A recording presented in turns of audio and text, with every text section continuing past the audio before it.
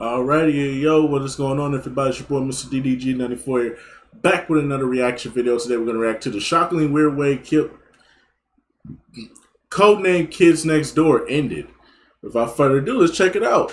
At this point, I think I've realized that since a majority of the weird ways shows have ended were from Cartoon Network, that maybe Cartoon Network is the weird one here and not these shows. Also, that I need to look at more weird endings from shows on other networks. Been on a big Cartoon Network kick, I'm sorry. Today's operation is weird, or what endings I render dazzling, which leaves us with taking a look at the classic show, Codename Kids Next Door, and how the show officially wrapped. K&D was a pretty fantastic show, focusing on the childlike wonder of imagination and worries of growing up. Or it was all real and these kids get into some bonkers situations. Either way you look at it, the show meant a lot to so many people and even myself. It's a comfort show that when going back to, it blankets me in those nostalgic feelings of being a kid. The episode itself is pretty weird. In fact, it takes a unique approach on not just how the series wraps, but in the style of which they did. With live action cutaways that Chowder would follow in its footsteps of. Seriously, that moment is one of the greatest moments in cartoon history. But here as well, they offer not only that, but a well-delivered message about friendship. You gotta be kidding me!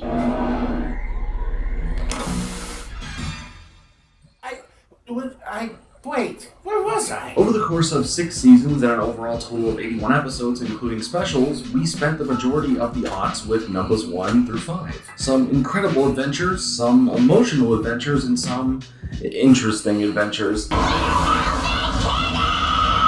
At the end of the day, K&D cemented themselves a staple show for the network and in our lives if you were watching it. The final episode, Operation Interviews, released on January 21st, 2008. Standing for It's Now the Extra Really Very Interesting and Wrap-Up Story, we catch up with number 2 through 5 now as adults in live action as an interviewer who we don't get to see ask them questions to find out what really happened to number 1 on the final mission they ever took. They are allowed to remember all this after having their memories wiped when decommissioned at the age of 15, thanks to a process allowing them to do so, but only for a certain period of time. Coming in as a special double-length episode, this finale puts us right into the middle of a conflict, with the delightful children from down the lane's birthday as Sector V is hot on the case of getting their perfect birthday cake. Number 1, who was close to ending everything and accomplishing the mission, was caught by the delightful children on what we think is just a regular cruise ship, but it's a cruise ship on a truck carrier, and the children were able to escape to the truck down below and detach the carrier so they can get away. The chase escalates from there, ultimately resulting in the children escaping and Sector V failing their mission. Number 362 shows up to reprimand number 1 for his lack of any success ever stealing the cake, thus throwing him and the rest of Sector V off the case. Instead, they now appoint Sector W to be the ones to retrieve the cake. This hits number 1 really hard, so when they return to the treehouse defeated from their failure, they are greeted by the surprise of Father, who is waiting for them to return as he is for some reason now a film director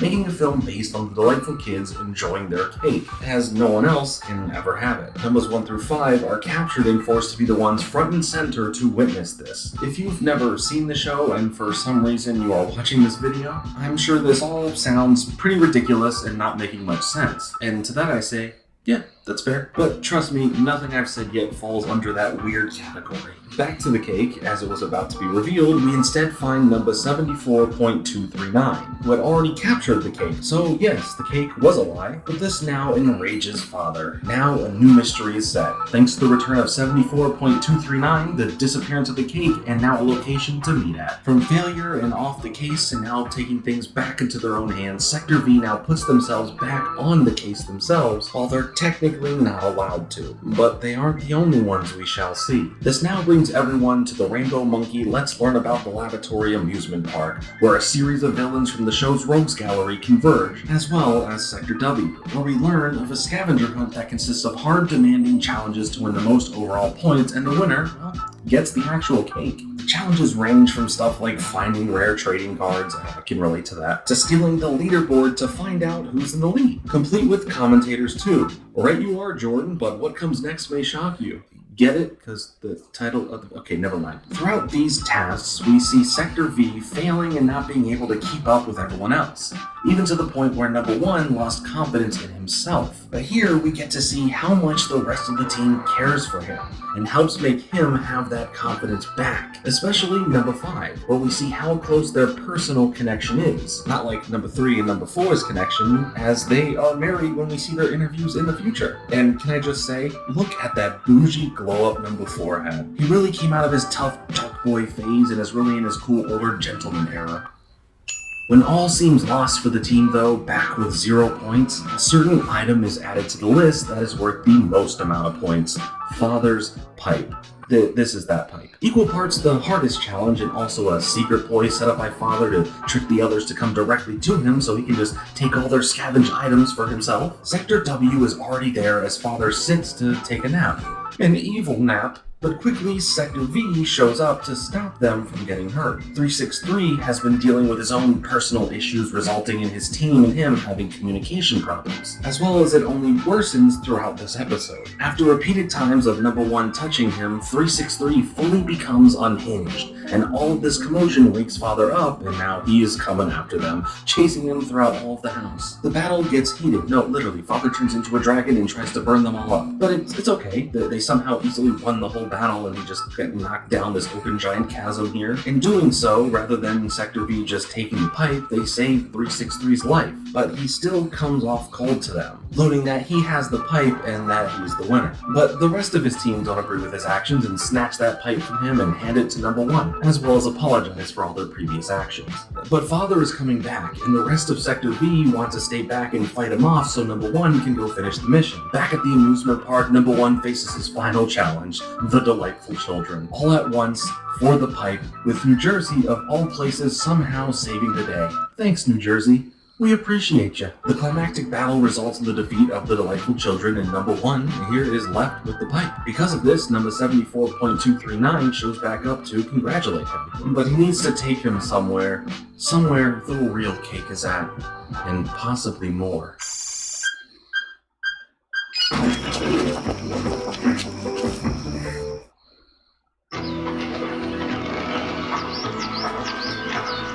A mysterious booger goo engulfs the two of them as they now appear in a new mysterious location, full of other candy scientists, with what we think is the cake being this giant spaceship now in front of us, but the real cake this whole time was just a cupcake. Number 1 here is confused, but all this gets explained to him by 74.239. First, he's told about the galactic kids next door, and only 1 kid from each planet is able to be selected to join. Second, every planet out there needs help fighting back against parents and adults, as adulthood is a disease infecting every planet where kids rule. This mission goes far beyond what we've ever seen before, and number 1 knows he must do what is needed of him. The only problem is he has to leave behind his friends and his family, as they are not allowed to ever know. But that rule is clearly broken, as now number 1's parents show up, as he learns his parents were both former members of the kids next door as number 0 and number 999. They already knew about his dad, but the mom was a big reveal. They were granted a temporary ability to remember this information and tell their son Nigel that they are proud of him and understand that he needs to go do this. They say their goodbyes and number 1 gets ready to take off. But just in the nick of time, the rest of Sector V shows up thanks to the tracker device left on Nigel, while a bit annoyed, 74.239 lets them have a chance to say a proper goodbye. Here we get to see some emotional individual goodbyes as we really see how close this team was once again, and why they all work so well together,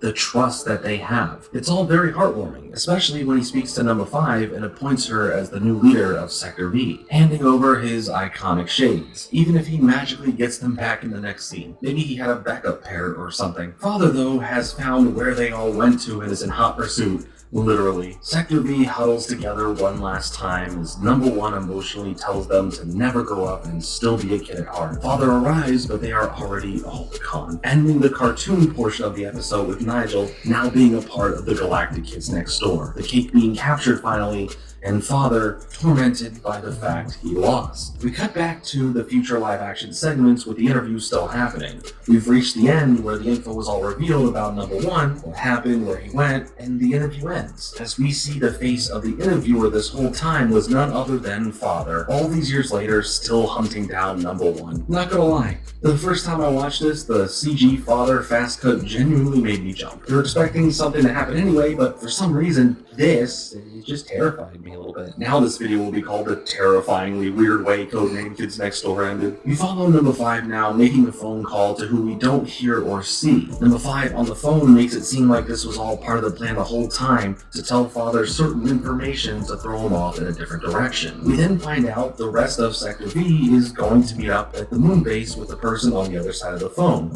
who is revealed to be none other than number 1, as number 5 welcomes him back. All ending with a beautiful drawing in the credits saying, "Stay young." It is beautiful and a lot to take in all at once. A finale filled with so much information while at the same time honoring, remembering, and holding on to what made the show special. From the series villains to a ridiculous mission that mirrors earlier missions the crew has gone on, as well as the heart of why this crew works so well as a unit. I think this was one of the best ways that this show could have ended, especially considering the decent length run it went on for. It's weird, however, in the fact of how everything changes so quickly all in the last several minutes. But again, at the same time, it still makes it feel familiar with the themes of growing up, friendship, and keeping that spark that represents childlike wonder. It's just beautiful. The interview segments are also very unique, as doing this as our narrative choice in telling his final mission gives us stakes of importance. We know right off the bat that something happened to cause the disappearance of number 1. We know that the kids eventually grew up and that something is a little bit off. These looks into the future lives of Sector V provide such great insight to who they are now, what's changed, and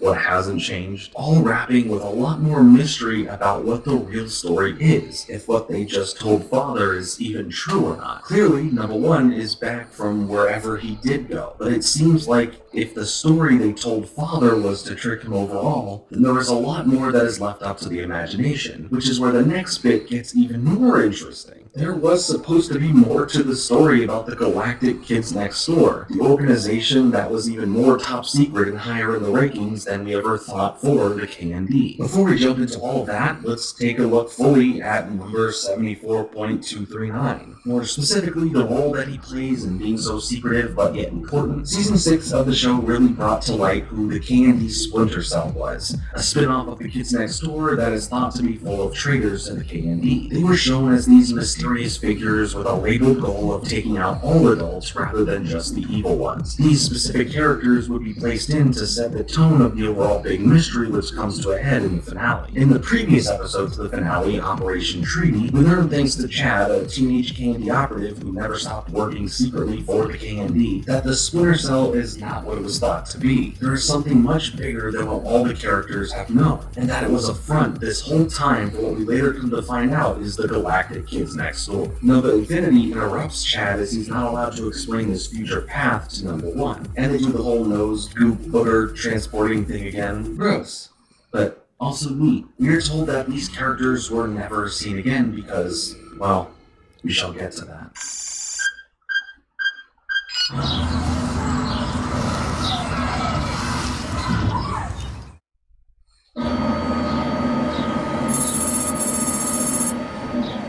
You see, in 2015, 7 years after Codename Kids Next Door had ended, there was a reboot of the show in the works. Well, a pseudo-reboot that was more along the lines of a sequel series, but it was meant to re-spark new interest in the franchise. It was going to go by Galactic Kids Next Door.